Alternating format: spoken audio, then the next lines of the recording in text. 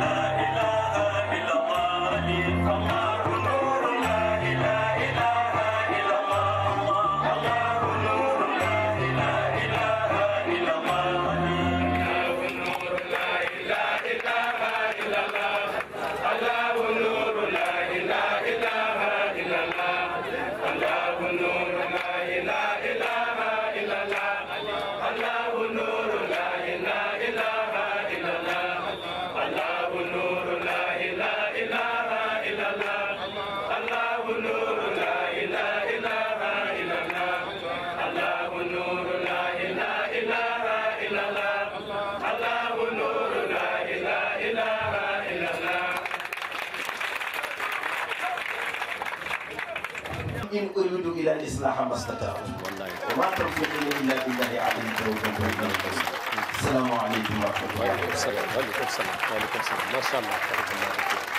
الله يبارك الله يبارك الله يبارك.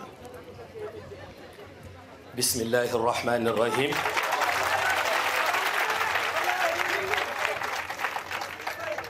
السلام عليكم.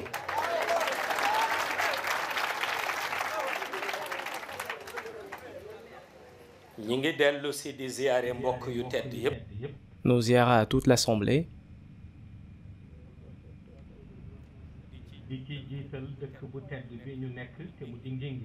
à commencer par cette sainte ville de Ngingui.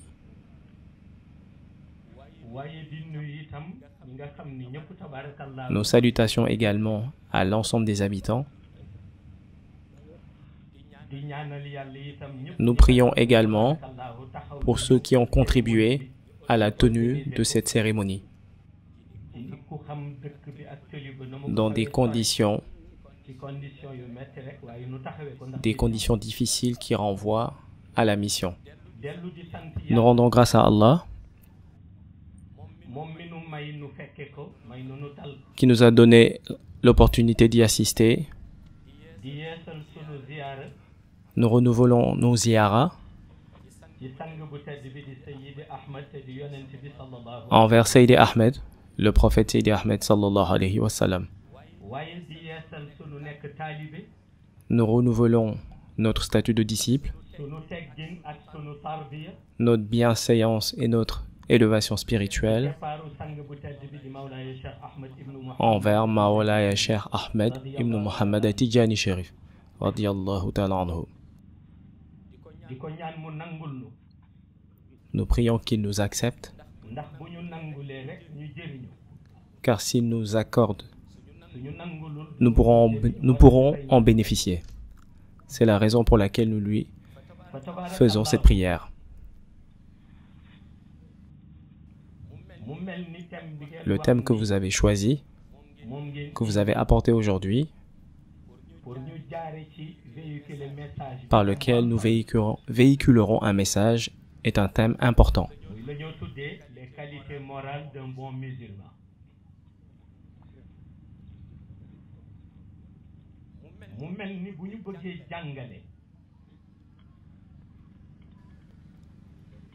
Si nous cherchons à enseigner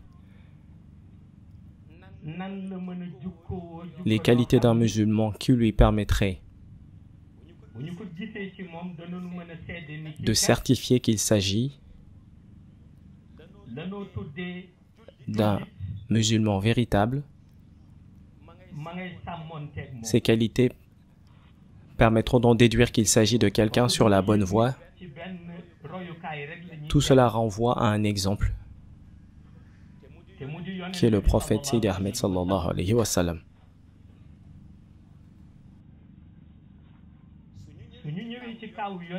Si on s'intéresse au cas du prophète Sidi Ahmed alayhi salam,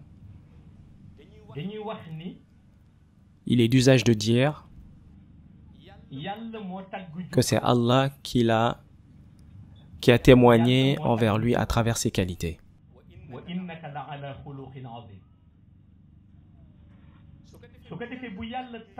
Si Allah atteste sur le prophète en termes de qualité,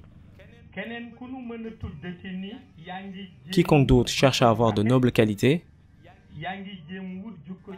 à savoir être un bon musulman, c'est sur le prophète qu'il faut prendre exemple.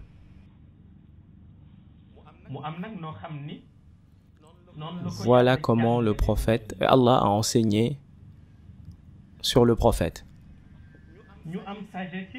On observe également une sagesse chez le prophète, car notre rapport envers lui se résume à la parole d'Allah dans le Coran.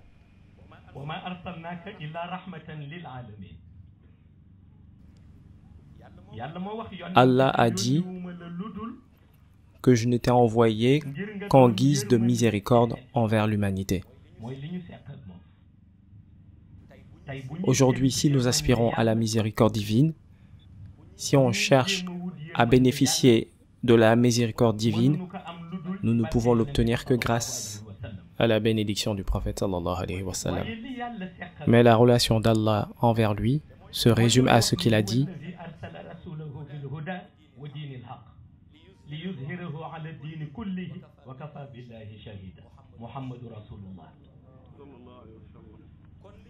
La relation d'Allah avec le prophète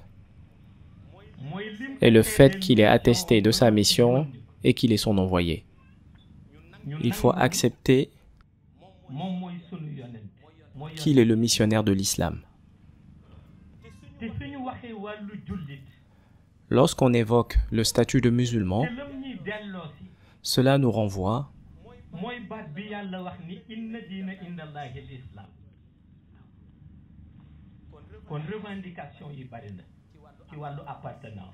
donc il y a beaucoup de revendications en termes d'appartenance. Certains sont juifs, certains sont chrétiens. Allah déclare que, quelle que soit l'appartenance, lui il reconnaît l'islam comme religion. De ce fait, lorsqu'on évoque l'appartenance du musulman, on peut dire que le musulman ne peut faire partie que de l'islam. Sur un autre plan, une chose importante qu'il faut étudier est de savoir qu'est-ce que c'est réellement l'islam. Et une fois qu'on connaît réellement l'islam, quel est son sens? Allah, dans ses décrets, a fait que le prophète Sidi Ahmed sallallahu alayhi wa sallam, lors de sa venue, ce qu'il a trouvé sur terre, une pratique ancienne, à savoir adorer d'autres divinités autres que Allah, c'est-à-dire de fausses divinités. C'est ce que le prophète a trouvé sur terre en tant qu'obscurantisme. À sa venue, Allah lui a dit: ce que tu peux combattre pour que ta mission réussisse est de combattre les fausses divinités, car elles ne peuvent pas être Allah.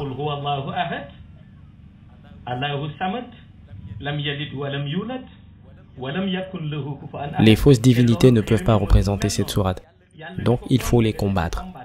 Mais pour les combattre, ce qu'il faut éliminer en premier, c'est la perdition. Cette perdition que Allah avait instruit au prophète de combattre, peu sont capables de l'identifier.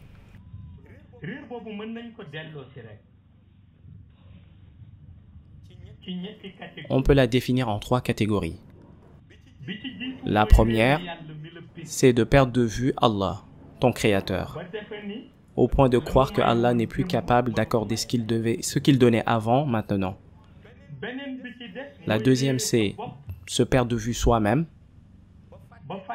au point d'oublier que malgré le courage et la bravoure qu'on aura démontré sur terre, un jour viendra où un trou profond sera creusé pour y être enterré.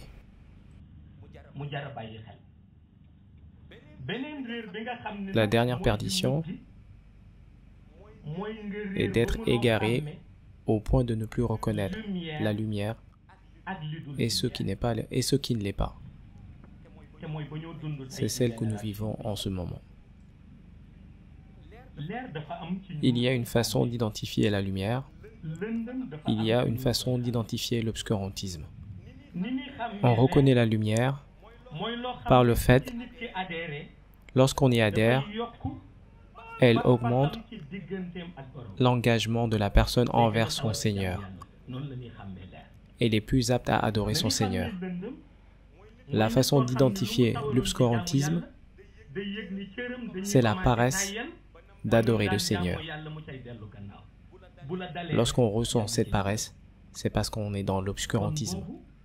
C'est cette réalité qu'il est nécessaire de décortiquer pour savoir ce que représente le fait d'être un musulman.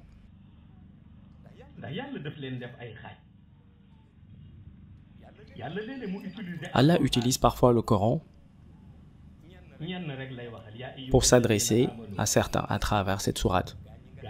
Ya ayyuhallazina amanu, ceux qui croient et qui ont la foi. Des fois, il utilise le Coran pour s'adresser à ceux qui mécroient et leur annonce ce qui les attend.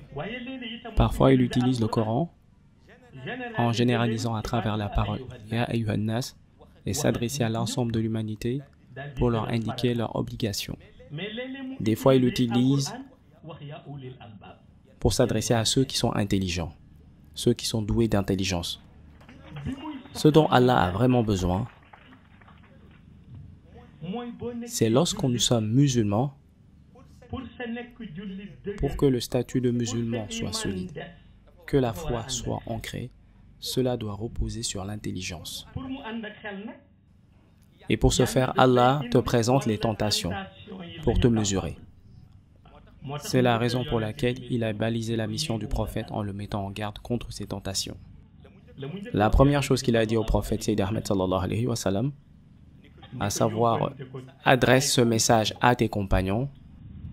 Alif lam mim zalikal kitabu la rayba fihi hudan lil muttaqin alladhina yu'minuna bil ghaibi wa yuqimuna salata wa mimma razaqnahum yunfiqun walladhina yu'minuna bima unzila ilayka wa ma unzila min qablika wa bil akhirati hum yuqinun ulaika ala hudan min rabbihim wa ulaika humul muflihun. Cela s'adresse à tes compagnons. Ils ne vont pas trébucher, car ils sont sur le chemin de la droiture et c'est eux qui seront agréés dans l'au-delà. Le second aspect, ceux qui sont sur le côté, ceux qui essaient de saboter ta mission.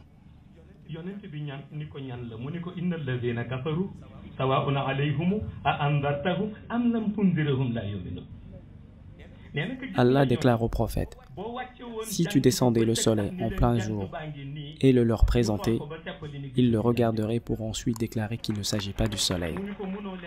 Tu ne peux pas leur montrer ce qu'ils peuvent croire ou ce qu'ils peuvent entendre. Il s'agit d'une maladie du cœur.